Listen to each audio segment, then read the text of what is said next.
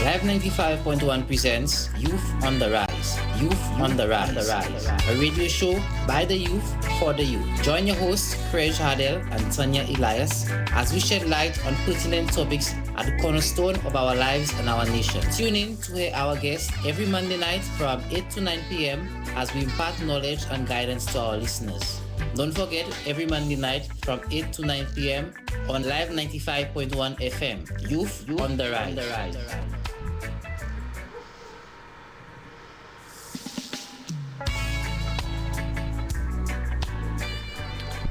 Good evening, listeners from Hardel, St.Lucia, and online. Welcome to another episode of Youth on the Rise. I am your host, Craige Hardel, and with me, as always, my co-host, Miss Tania Elias. And this evening, we are going to be speaking on the topic of education, the value of education. Again, education is very important and it is ubiquitous. However, not all of us appreciate it as we should, and not all of us really value it. Good evening, listeners. I am Tania Elias. Welcome to the show, Youth on the Rise. Remember that this show is about empowering not only our young people, but all St. Lucians. So sit back and enjoy our show as we usually do on a Monday. Now, before we begin, I would like to apologize for last week, the unavailability of the show. Again, last week was due to unfavorable circumstances, but we're here for another week, and presently, that is always a good thing. Now, to begin the topic, again, we'll begin by defining what an education actually is, and the definition I have here is that education is the process of receiving or giving systematic instruction, especially at a school or university.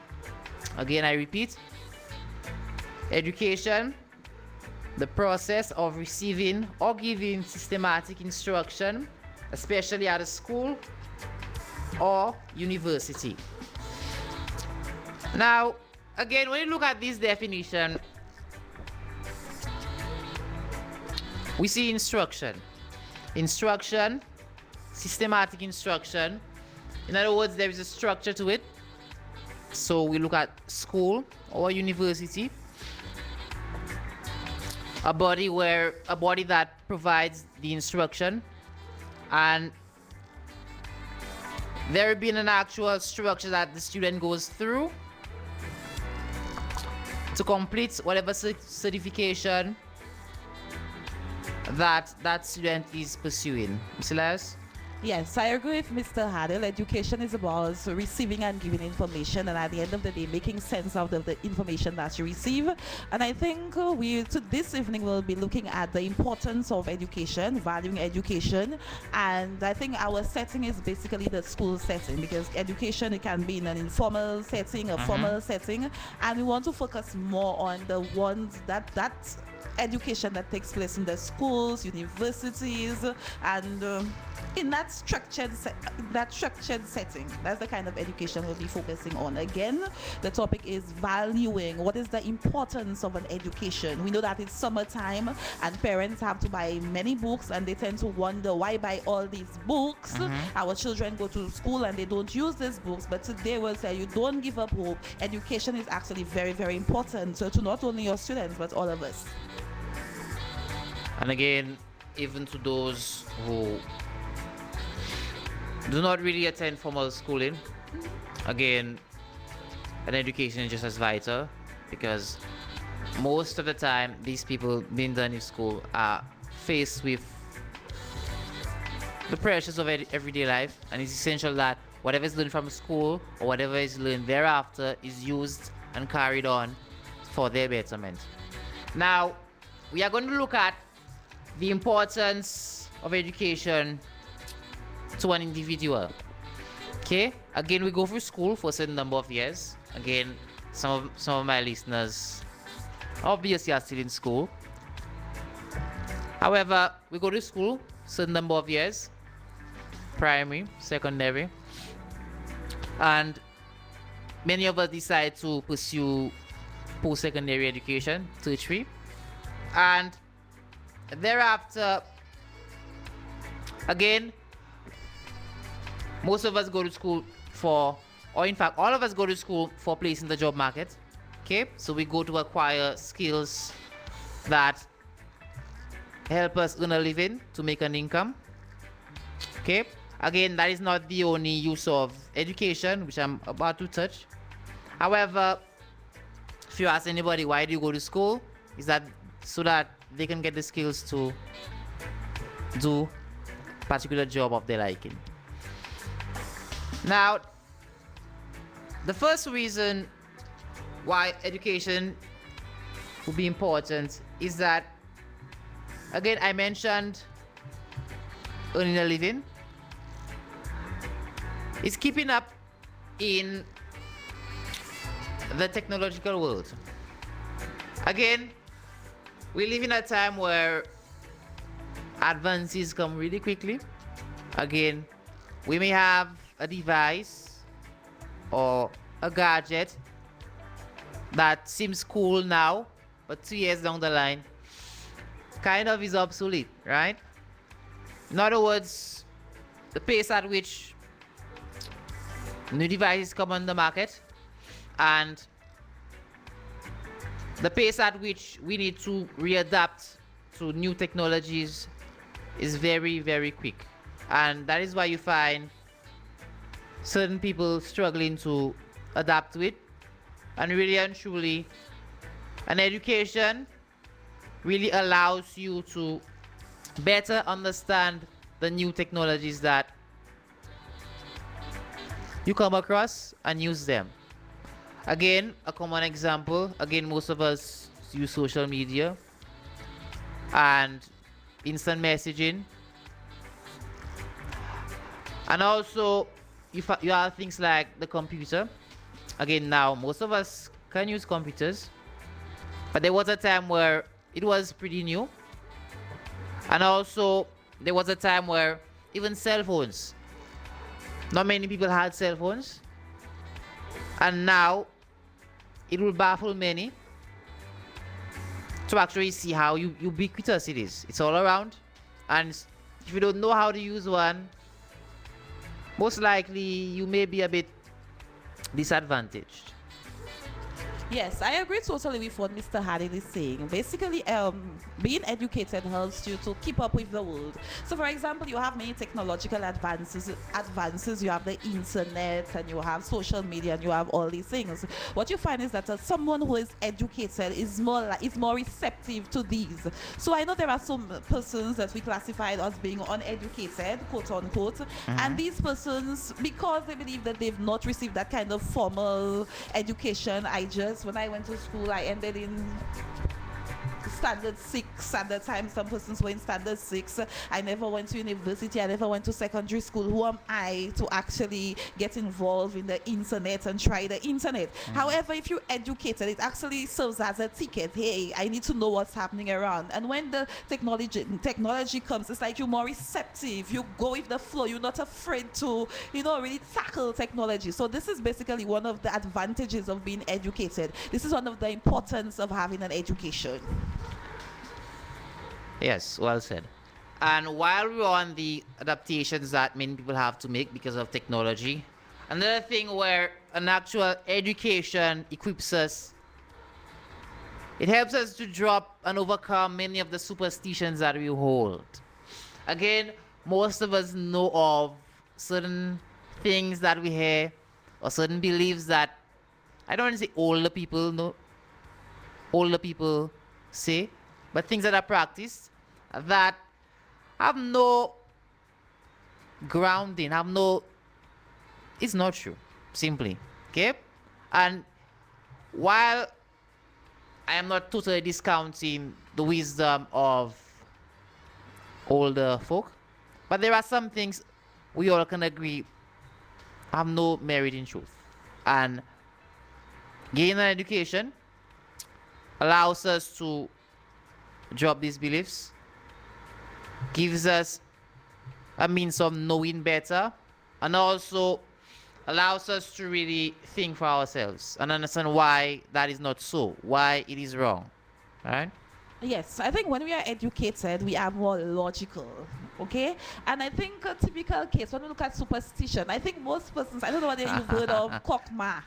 A lot of persons believe that kokma is some very evil thing. Mm. However, if you do your research, you're going to find out that it just has to do with your thinking, your conscious and subconscious mind. It's you being partially awake, like you're not totally Sleep like one paralysis. part of your brain is asleep Sleep and the other paralysis. one is trying. Yes, Yeah. and it's because. Trust me, I thought Kokma was evil. I had heard about it from parents, from friends, and I thought that, hey, when it happened to me, oh my God, there was this evil being in my room. However, it was when once I heard this doctor explain it, I was like, wow. Yeah, so being educated actually helps you to move away from the suspicious beliefs. Now, one note here is that, again, some of these beliefs are religious Yes. and some are not. Again, we're not really taking sides religiously here. But the point we're trying to bring across to you listeners is that many beliefs that have been put forth and have no proof, no merit, knowing better, having an education allows us to see why it's wrong Yes, logic. and drop that belief. You remember before when people used to say that the earth was Yeah. round? And now we know better. Information. Now we know better. You know that it's not round exactly. Okay? And that is one of many other things. Again, you find even scientists sometimes claiming things, and because that we don't really have the proof. Okay? Again, probably technology not being around to really prove that claim, to really prove it, and we not being and there not being enough research towards that particular claim, it's standing. That is why theories come up and then they go down with time. Okay, so different theories, for example, of heat. Again, before heat was regarded as caloric. Now that is not the same. The electron. Again, many different theories and people who have proposed certain models. Again, it changes, and that change comes about with the evolution of our understanding of the world and and the evolution of the understanding of ourselves. Okay, so that is one advantage of an education, and clearing many superstitions that we hold on to. Now, another one is that it helps you understand the world that you live in. Okay, it helps you understand the systems around you. It really gives you understanding of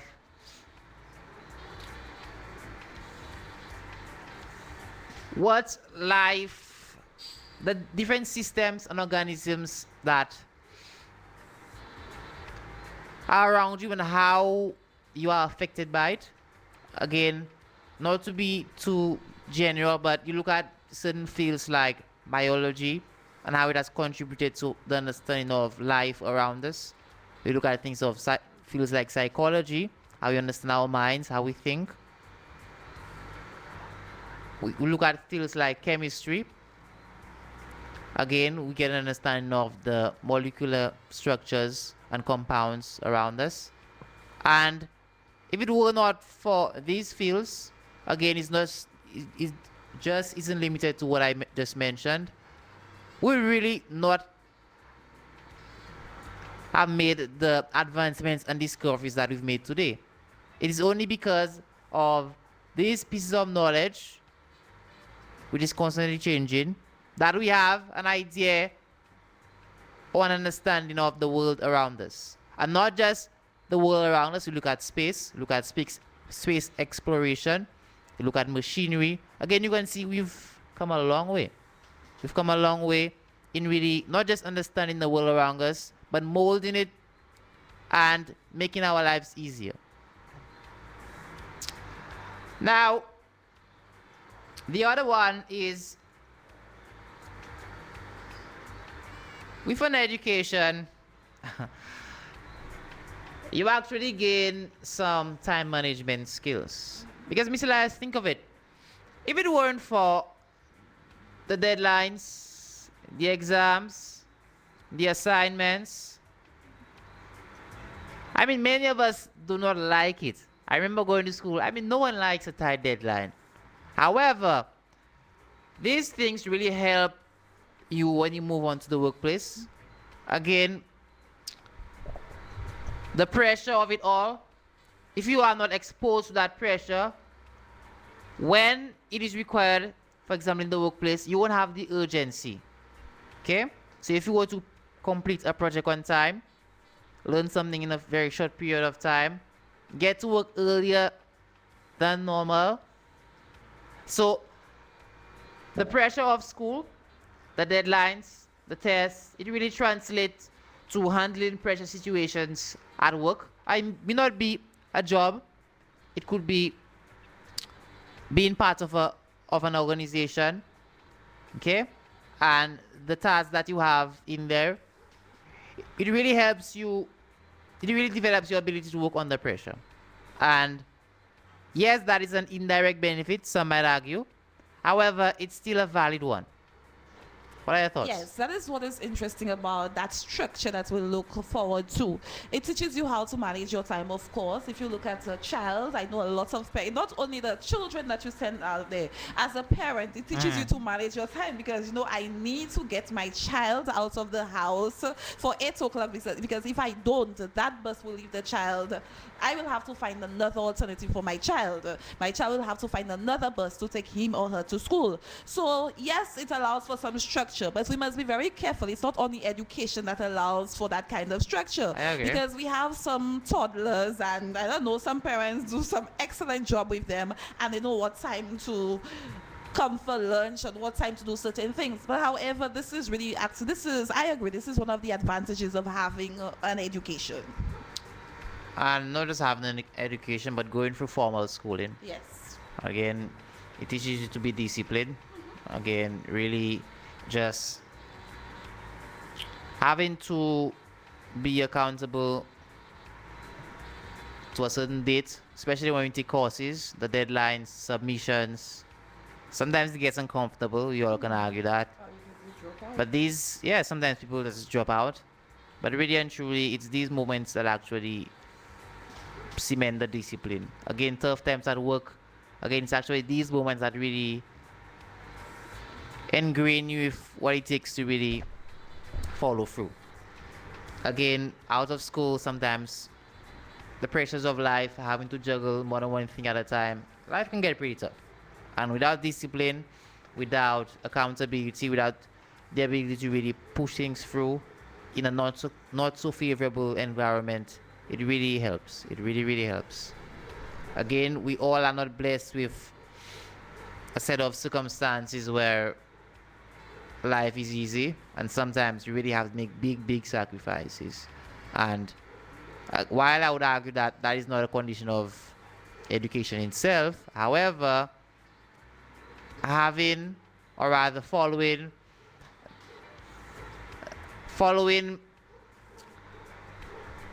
a disciplined regimen, it really helps you afterwards. Okay. Now the other one is an education actually makes you self-dependent. In other words, you can make judgments and think for yourself. Now, let me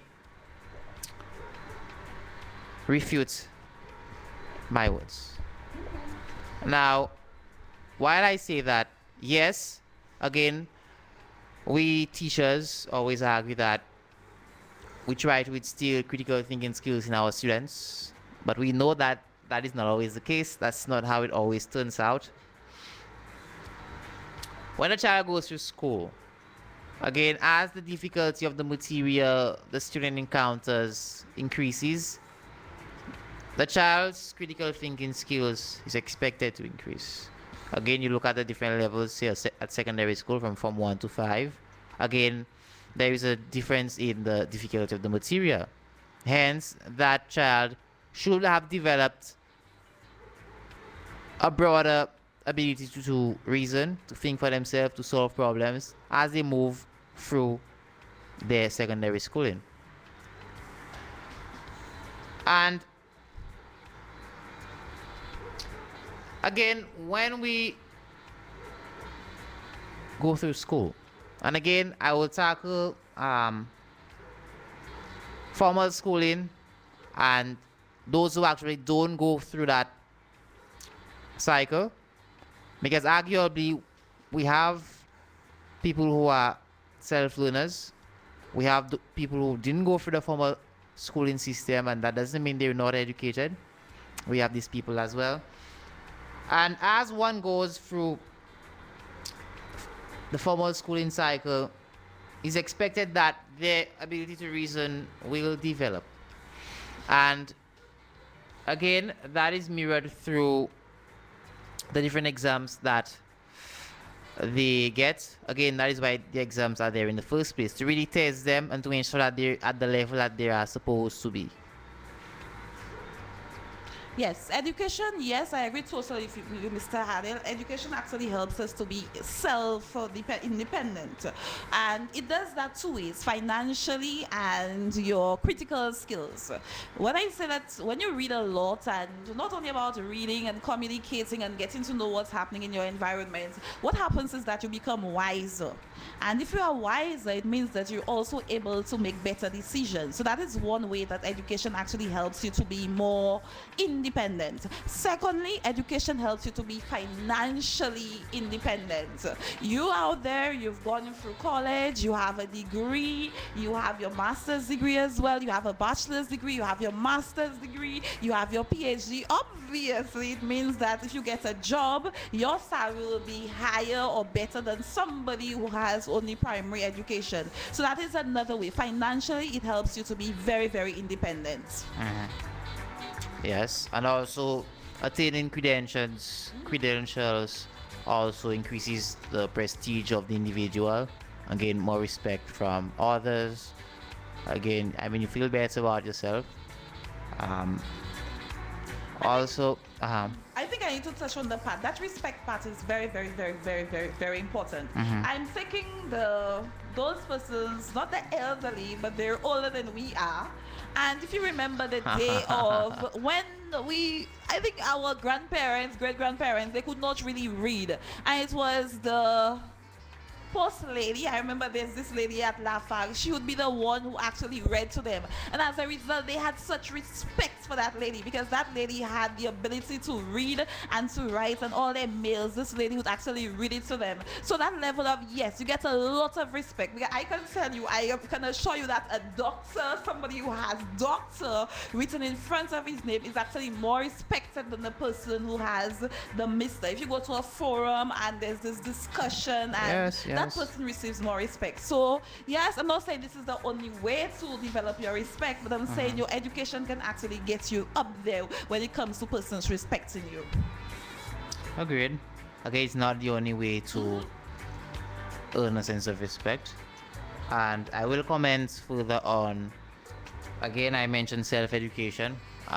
People who are very skilled but did not go through the university system doesn't mean they're less respected, but we'll touch on that later.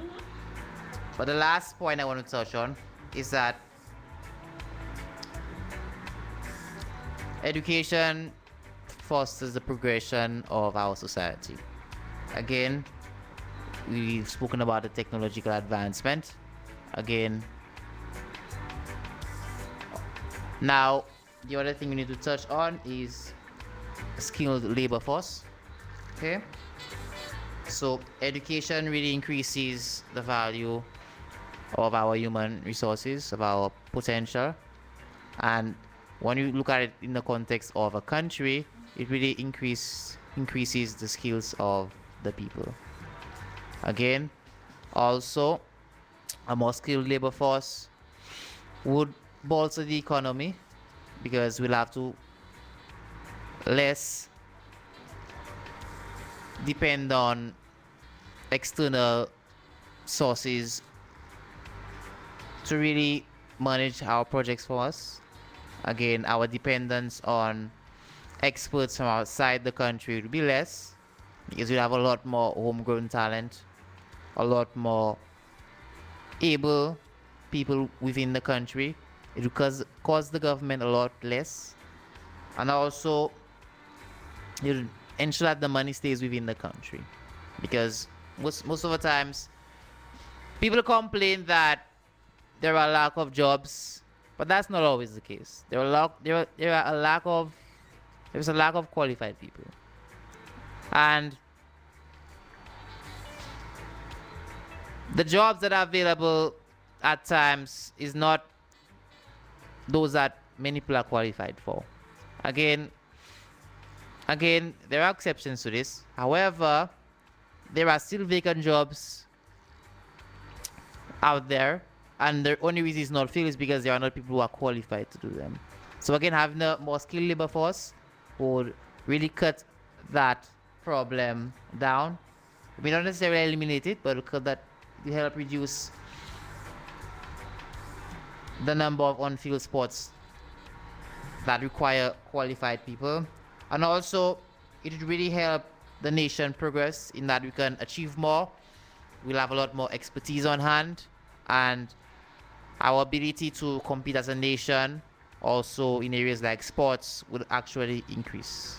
Yes, education is extremely vital for the economic prosperity of any nation. If you look at places like the USA, Japan, and Australia, these countries, their literacy rates are actually higher than that of the underdeveloped country. Yeah. And if you notice, when it comes to economic prosperity, yes, like us, there are parts of the United States where you have poverty, there are parts of Australia where you have poverty, but compared to us, they are more prosperous than we are. And it has to do with the fact that they have a higher literacy rate than we have. If you look at Japan, all the technology, the latest technology and the high-tech in terms of computers and all these things, these persons have that, and their people are actually groomed to have this dedication to see how important education is. I remember once I was watching a documentary and you saw how young these children were, and their level, the way that they use technology, I was like, wow, I thought that kind of technological use was for geniuses. But I saw these young children in their classrooms, and they were on computers and designing. And I was like, Japan was really taking it to another level. And that is why I think that Japan, when it comes to economic development, economic growth, they're above the underdeveloped countries like St. Lucia and the other Caribbean countries. Again, it starts from the bottom. Again, a country with a seemingly more advanced technological landscape and infrastructure starts from the bottom, starts with the education system. Again, the younger ones having access to a lot more opportunities, and also the quality of the instruction that they receive. Quality, that is Right? important. It being at a higher level. Also, you spoke of technological advancements. They not just being the one who use these. Again, you referring to Japan, they are not the ones who just use them, but many times they actually the ones who produce them as well. So again, if you reference that back to down here, again, we buy a lot, but how much do we produce? Again, they produce because they have the capacity and the labor to do so. They have the skills to do so as well. Okay, so many businesses, again, that's why many of the products that we buy, they were made in these countries, Japan, China, again, many of the others around the US, only because, again, you find many startups, they're based there. There are a larger collection of people, larger pool of experts that they can really find and really build those companies. And these are the companies who are actually rich. Okay? So,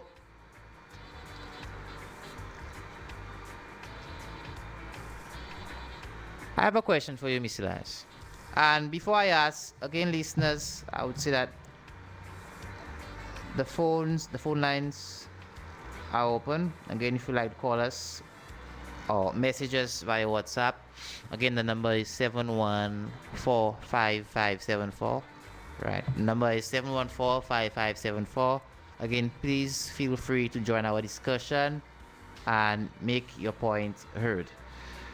Now, my question for you is that, does it matter where you actually gain your education? What part of the world you actually gain it, and why? Okay, in terms of where you gain the education, it matters because you must understand Mhm. accreditation, right? But doesn't that have to do with the institution and not necessarily the location? Yes, so I'm saying where you gain it, so location, yes, building. So if that institution is located in America or in England, if it's not accredited, therefore I believe you're wasting your time because when you get back to your homeland and it's not accredited, that means that the monies, after you've wasted all that money, you're not going to get any or you obviously if I'm going to use all that money on a degree, $60,000, Mhm. $100,000, when I get back to St. Lucia, I expect that my salary will increase. However, if the university is not recognized, I think recently we had a case in St. Lucia. If that university is not recognized, it's really pointless. When you get back to your country, you are not going to receive that increase. And again, if it doesn't matter, location doesn't matter. I think that's remember the whole concept of globalization. We actually won now. So if I decide I want to go to a foreign nation to get educated, there's nothing wrong with that. As long as you have the money, it's okay. You learn new cultures, you learn new skills. When you go there, some persons actually work. So with globalization, I don't think that's where you get educated is really important. If you have the money, go for it. But if you don't have the money, there's online education. Feel free to go for that as well. Okay. Now, my take on what you just said is that, again, I don't agree with you fully. Again, the location matters. Again, you spoke of institutions and whether or not they are accredited. Again, that is a factor. Again, it's pointless attaining an education or a degree at an institution that is not accredited, and you may not be able to use it to get a job. Okay, and again, really, many schools now have institutions in other countries. Let's look at St. Lucia. Again, we have Mono College. Mm-hmm. Mono College is based in the US, Mm-hmm. I believe. Mm-hmm. And again, many institutions really they open other outlets in other countries.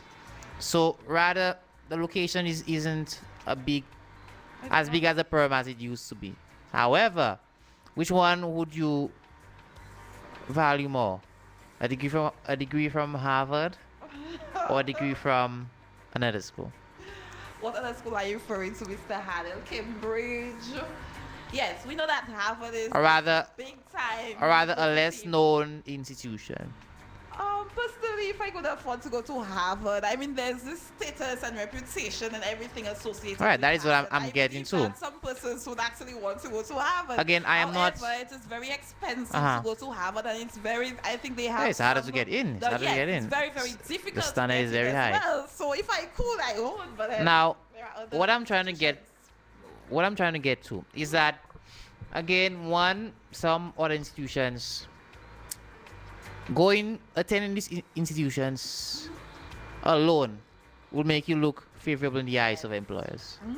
and that is a bias that people don't like to hear. But people, it's true. It exists. It's true, right? Again, look at business degrees, MBAs. These things really, again, institutions are better known than others, and doesn't mean that if someone goes to a lesser known institution, they may not attain a position. Even competing against a graduate of a better known institution, we're not discounting that at all. But however, as it pertains to the quality of the education, the institution matters. And not all institutions have schools in parts of the world, for example, in third world countries. So many times you have to go to the institution itself. And again, you mentioned online education, which I'll jump to in a bit. Not all, again, some courses are available online. Again, now we have things like OpenCourseWare, for example, MIT, and really they're making their courses, their classes available to all. And not just MIT, but rather many startups are actually coming up where they're really taking the education experience outside of the classroom and putting it online. Again, that is a very good thing. That is a very good thing. It has its disadvantages. It has advantages. One advantage is in increased accessibility. Again, if you look at somebody from a third world country, Again, you may not have probably have access to particular course if you did not attend the institution as a student. And now that you have access to the course around the world, that is a huge advantage. Again, you find people who are self-learners, they really, really want to acquire some knowledge or learn a particular skill to help themselves, or they're just curious. I mean, it's very, very helpful. And it really helps people to develop themselves and really access quality content and really just learn the skills that they need to really understand the world around them. I understand the point that you made about Harvard, and it's taken, well taken. However, recently I've been hearing people saying that, okay, you have a degree from Monroe and you have a degree from the University of the West Indies, Leicester University. It is the same degree. This is the argument that persons are using now. So I tell them, what about this person? Valson, for example, has first class honors, and this person has second class honors. What they tell you is that when you go to the employer doesn't look for first class honors, second class honors. They just look to see whether you have a degree. And I don't know, what's your opinion on that? Some persons work really hard, extremely hard, you get that first class honors, and somebody else has second class honors, and it's like all of you are fighting for the same job, and at the end of the day tell you, okay, it doesn't matter if the first or second, the fact is you all have the same degree. Okay. Now, aside from the institution, the prestige of the institution, the value of the degree in the employer's eyes, having a degree may not be the only thing, may not be the only prerequisite for a successful interview. And again, when you find those comparisons being made, there must have been some other factors that came into play, and one candidate that probably might have been favored in others' eyes not being selected. Again, you rightly mentioned that some employers don't really look at the school too much. That is some employers. Some of them. All right. Again, and it depends on the degree that you have. Again, I mentioned an MBA, management of business. Again, that is one I know. The school that you go to, sometimes it increases your chance of actually getting the job. Again, depends on where you get it from. And also you have fields like computer science. Again, you look at, if you were to go to a school like MIT, again, they graduates 90+% from my readings of their graduates get jobs as soon as they leave. So that is true. The demand is high, and employers actually approach them sometimes even before they graduate. That's just show how skilled they are and how in demand their skills are. And again, other institutions, it doesn't mean that if you go to another institution, your chance of getting a job is zero.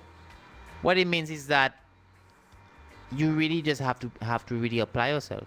And now, another side to this argument is that people believe that because they went to a certain school, they were entitled to a job. Yes. And you find true. even students who go to certain institutions, again, I will mention Harvard, we mentioned MIT, but there are many other schools around. Again, UWI, close by.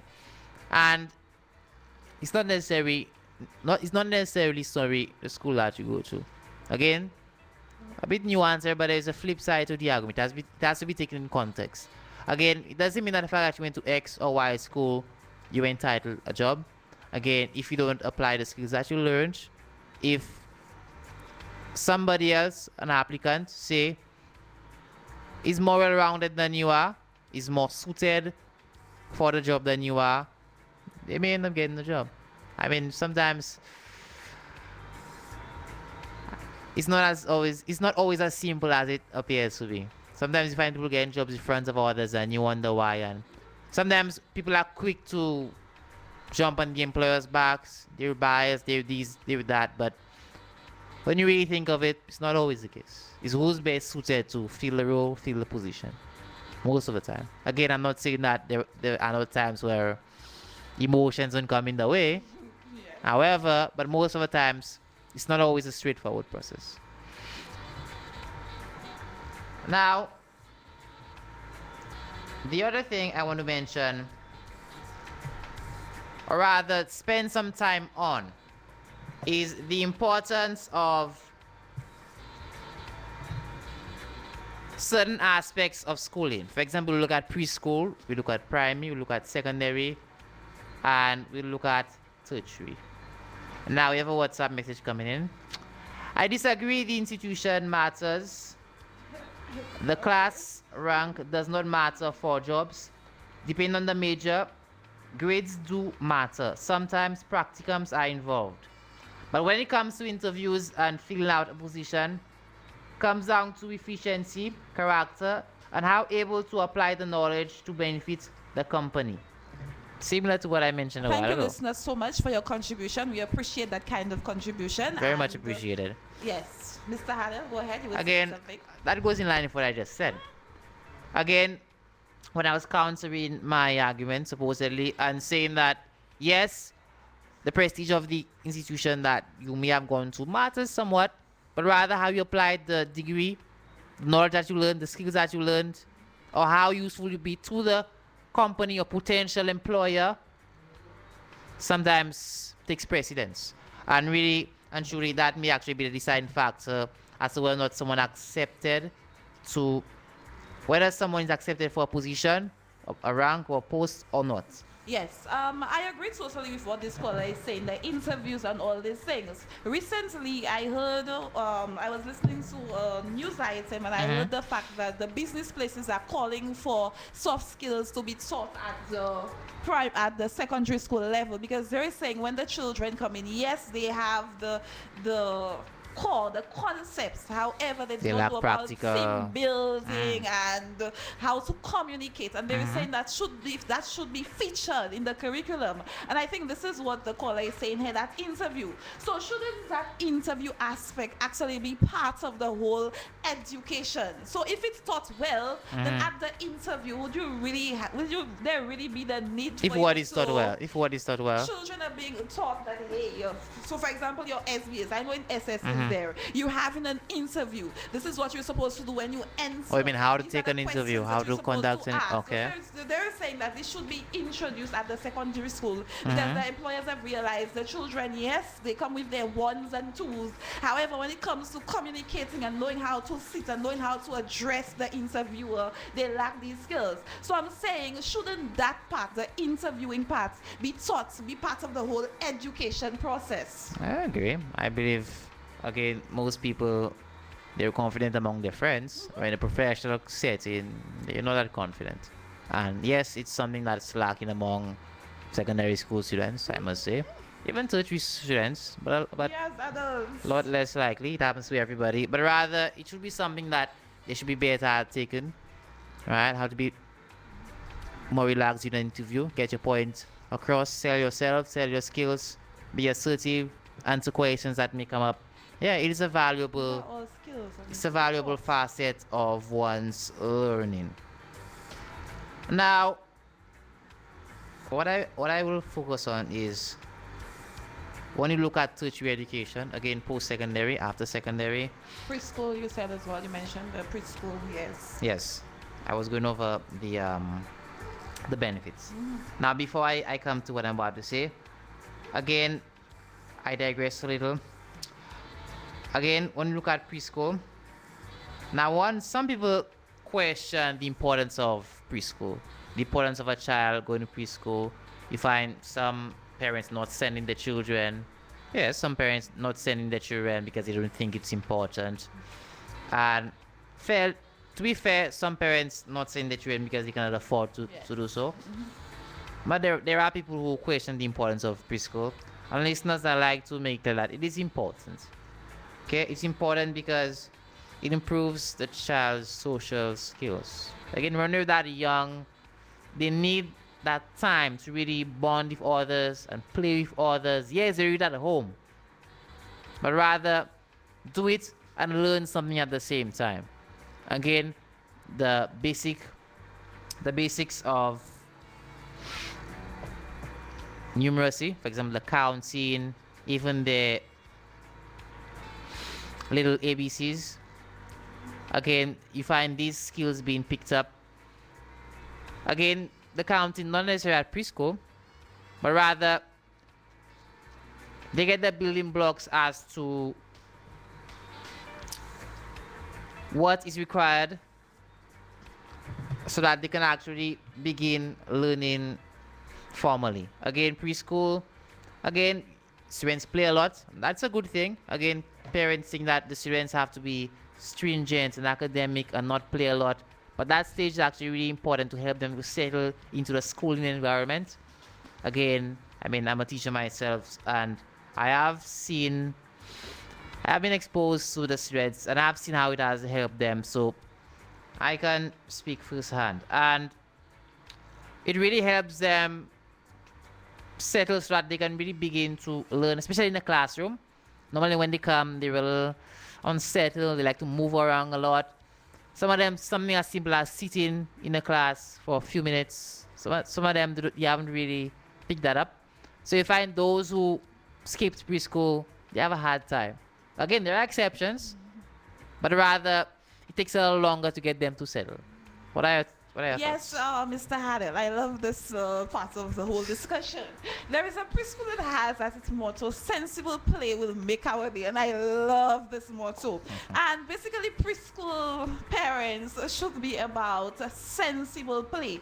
There are a lot of parents out there, when their children leave preschool and they realize that their children do not know the alphabet A, B, C, D, E, F, G, H, I, J, K, they get very, very, very, very upset. However, this is not, you are not sending your child to preschool to get drilled into learning the alphabet. I You are agree. actually getting your child to actually hate school, and that is not what the idea is supposed to be. Your children are supposed to learn to develop basic motor skills. For example, how to hold, if your child can hold a crayon, you should be very, very happy as a parent. A preschooler, you should be extremely happy. That child, as Mr. Hardel said, learning how to socialize, how to play. You know that children are very selfish at that age. It's my toy. The toy has been there for the longest while. However, when another child picks it up, all of a sudden that child will start crying because it's my toy. So you teach them how, it's a time when you teach them how to socialize, how to meet with other children. But that thing about drilling them 1, 2, 3, and if they don't learn that, you believe that preschool is the worst ever? That preschool might actually be the best preschool for your child, because they're teaching your child to develop the motor skills, how to hold a pencil properly, how to sit. And it's not about, these children are not supposed to be confined to chairs. Let them move around. The little children, allow them to play, allow them to have fun. That is what preschool is supposed to be about, not the drilling. Yeah, I agree. And also, you find when students say begin kindergarten, the fact that they've been through preschool, their attention spans are actually a little better. That is one thing that is noticeable from students. Children who did not attend preschool, takes a while for their attention spans to really level off because of how unsettled that they are, how unsettled that they used to be in. Also, again, primary school. Again, when a child attends primary school, it really helps develop their self-confidence. Again, they learn basic concepts. Again, at the infant level, you have blending of words, really forming that framework so that they can begin to read and write at a higher level. Again, a saying that I like is that teaching students how to, what is it, read. I forgot the line. However, they really get the building blocks of speaking properly at this age, and also of writing and reasoning properly. Again, it's important because, again, I mentioned blending of words. Um, Really, the children need to learn how to speak properly. And yes, they can speak. However, how well can they pronounce the words? Again, how well can they learn on their own? So I find this stage, especially the infant and the primary stage, is very important for that aspect of a child's development. Now, when you go to secondary school, again, you look at subjects being introduced, subjects from our subjects. Again, they their understanding of certain aspects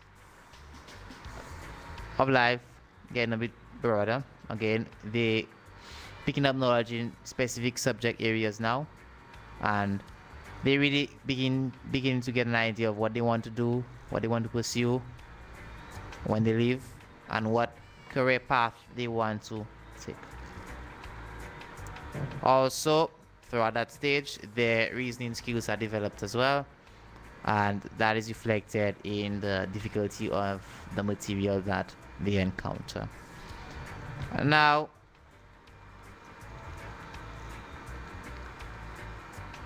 a message coming in, that's where the merging of formal and informal education is in one's character, creates a solid foundation and socializing, interaction, and boundaries. Now, I can't remember the exact point that caller is commenting on. Thank you, caller, so much for your contribution. However, again, we look at children needing to learn how to socialize and really learning what is right and what is not. Okay? And again, yes, we like to emphasize that students' knowledge be developed, but going through school should develop a child character as well. And again, that is one good thing about what the person who message just said. Should develop one character. Again, he spoke of the merging of formal and the informal side of school, and it should be a bit of both. I find sometimes students, they go through school and like the academics, yes, it's good, it's important, but it's focused on too much. They put too much emphasis on it. I think some teachers are guilty of that.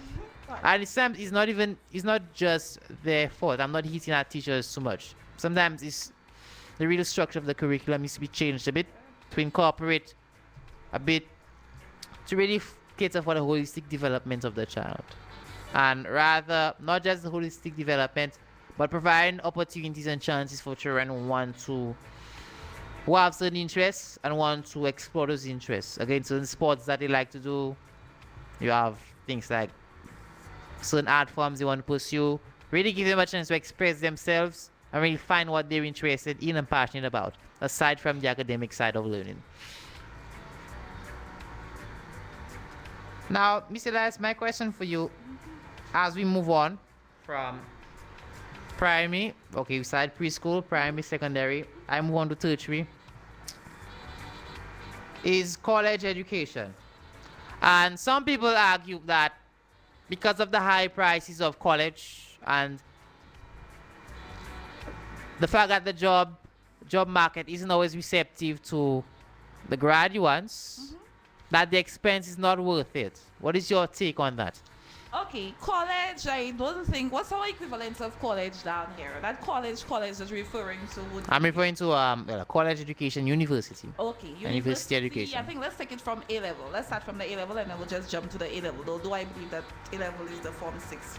My personal experience. I went to A level after leaving secondary school. I was like, okay, why did I go to secondary school when secondary school never prepared me for A level? Because when I got to A level, it's like, oh my God, I got to learn most of my things on my own. It was like, okay, I was missing this form in between form 5 and A level. So I was like, okay, this really was a waste of time. I regretted the fact that I went to A level. However, when I went to university, I was like, okay, thank you, Lord, for A level, because all the skills I needed for university, I learned it from A level.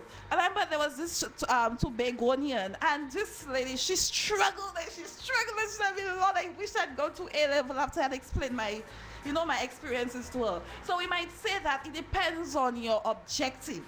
If you know that you're into academics, and so you need to go to university, okay? Into academics?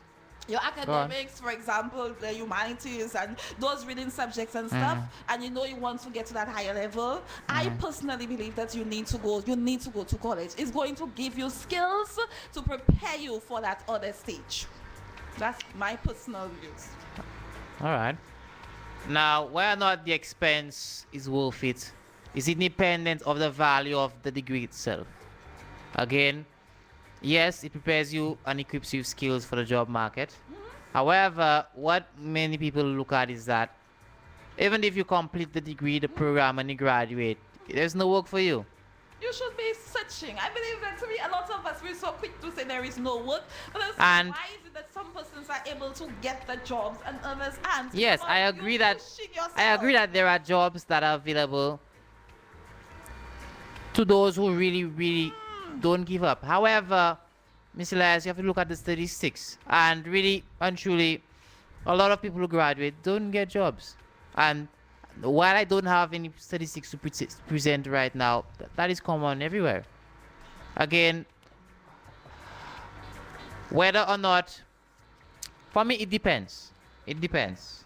It depends on your objective. People, some people prefer to simply acquire certain technical skills, and for that, a college that teaches these skills, or rather, a technical school, would suffice. Again, sometimes you go to university, let's say you do computer science. There are many subfields in computer science. You come out with a computer science degree, and there are many things that you actually can do with it. However, if you really know exactly what you want to do, specific field within that entire domain that you want to do, you can go to a technical college. It doesn't mean that you won't get employed. The point is, again, it depends on the job that you want, the career that you get into. Again, certain fields you have to go. Law. Yes, you have to. Again, certain fields, medical school. Certain fields that require accreditation, certification. There's no way around it. You have to go. Okay? But rather, it depends on what you're looking for and what you're trying to get into. Now, whether or not the expense is worth it, again, Mr. Elias just recounted a personal experience. And also, many others listening would agree that in terms of how it develops you as an individual and how it really equips you with the skills to enter the workforce and really make a difference, it's worth it. But that doesn't mean that many of what university provides can't be replicated elsewhere. And also, I would also say that doesn't mean that the fact that one went to university, they may be very skilled, or they may be as competent as they should be. Sometimes, again, that can depend on the quality of the degree that they get. It doesn't really compare to others, and sometimes some people actually regret that they actually went to particular schools. It happens. I think it's about attitude as well. Yeah, Some persons it is about the believe attitude. that because I go to university, like the government owes, somebody owes something to me, right? So what I'm saying is that you leave university. I mean, it's your responsibility. It's your future. Go out there, research. Where can I get a job? However, okay, I'm out of university now. Somebody is going to call me into their office, or the first job I apply for, I should get it. It's about attitude. I think we need to keep trying. There are thousands of you who leave university every year. Yeah. Obviously, there's competition. We have a limited number of jobs, and we have thousands of persons. It's a competition. It's about working your way through it, not having the attitude, the mentality that the government owes me a job. I think this mentality is really keeping a lot of us behind. And the same way that every year we have many secondary school leavers, high school leavers, Yes. it's the same way every year we have many students who leave university, and getting jobs is becoming harder. And where I'm going with this is that it's not just a degree that you have. Yes, it matters a lot, but you need to set yourself apart from the rest. Everyone has a degree, everyone has a master's. Again, if not that level, sometimes people struggle. Everyone has the piece of paper. It's really how you apply yourself. Again, volunteering, how you've made an effort to make a difference with what you have, the knowledge that you have. Sometimes that gets you through the door. Employers want to see people not just depend on the piece of paper that they have, but they actually apply the skills that they learned, even if they're not receiving a paycheck. Again, employers like to see people who take action and who are prepared to really use their skills to really solve a problem even they didn't have the solution for. I like the fact fact that you mentioned volunteerism because this is very important. When you apply, I remember when I applied to go to teachers training college, one of the things that's at the bottom of your application forms is how do you contribute to your society. Even at universities as well now, they're asking you, yes, how do you contribute to your society? Mm-hmm. So persons who are interested in going further in furthering their education and have seen the importance of education, you have to make sure that you contribute to your society because even in the workplace now, they ask you, how have you contributed to your society? So persons need to take note of that. What is your views of online learning versus learning on campus? Which one do you think is better and why? Personally, I have tried both of them. Mm-hmm. And I would go for learning on campus 20,000 times. For me, the experience, I got a chance to have this face-to-face interaction with my lecturers, and I'm somebody who likes that. I just love asking questions, and I got a chance to really interact, and my classmates will hear, and then their different perspectives, and the environment was so different, and persons sharing their information with you. But I did something on behalf of my school online. It was just a short course. I think it was about 6 weeks. That's how I managed to get the online experience. Interesting. And for me, it did not really work. I did not. To me, I didn't feel it. It's like I was just doing it. I didn't feel that kind of, okay, here I have somebody to share the information with, and I want to. Yes, you could send the information on and ask the lecturer the question. However, that kind of, you're asking, and then he gives you feedback, and you're asking, and when he's giving you the question, he says something, and you're able to turn it around and get something out of it. I did not get that feeling with online. But there are some persons, it works really well for them. But for me, campus works well for me. I like it actually. I actually like online learning. Although I do value on campus the immersion that you get, culturally experience interacting with different people. That is a plus. Second to none, especially again, I was speaking to somebody recently and online schooling, if you've never been to university, is not the wisest choice. Oh, okay. It should not be the wisest choice. In other words, if you don't have to do it, don't do it. It's better if you go on campus. Yes, people may argue that it's more expensive, and people, you never know, life circumstances, they cannot leave the country. They may not have a choice. You never know. It happens. But rather, it's always better when you go on campus. However, now, especially, we have many startups coming up, and many universities offer any courses online. And even those who've graduated find it very valuable to increase their knowledge by taking courses online. In that context, in that regard, it's not a bad thing. People who simply want extra knowledge in certain subjects, certain areas, certain skills, it's not a bad thing. But rather, if it is your core, if it's a particular degree that you take in, if it's really what you want to be the mainstay of your career, it's better if you do that on campus. And really and truly, again, sometimes circumstances really come up, but going on campus, the experience, it trumps online learning second to none. Now, a message coming in, people need to also try to explore all their skills, so when one path is delayed, another skill could help you pay the bills. True. Multiple paths in life, don't just settle for one field. If you won't be a business owner, try to create options for yourself. Thank you, Kola, so much. May I read that over? Yes, you may. Okay. People need to also try to explore all their skills, so when one path is delayed, another skill could help you pay bills. Multiple paths in life, don't just settle for one field.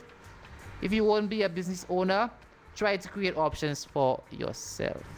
Although I thought that person said that if you will be a business owner. Thank you so much for your contribution, Kola. I think this is a very nice way of summarizing everything, giving our listeners some advice. Very, very well taken. Well said. I like this comment because it raises a question that I had, but rather I think it's another segment on its own. And that question, again, we've gone over 9 o'clock, so we're 5 minutes past our time, so we're into overtime.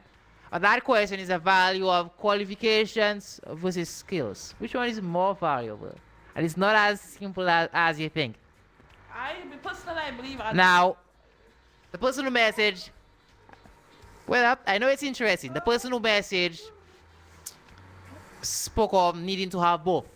Okay, multiple paths to earn a dollar, right? If one goes dry, you have something to fall back on. Especially if you have responsibilities. I mean, that's understood.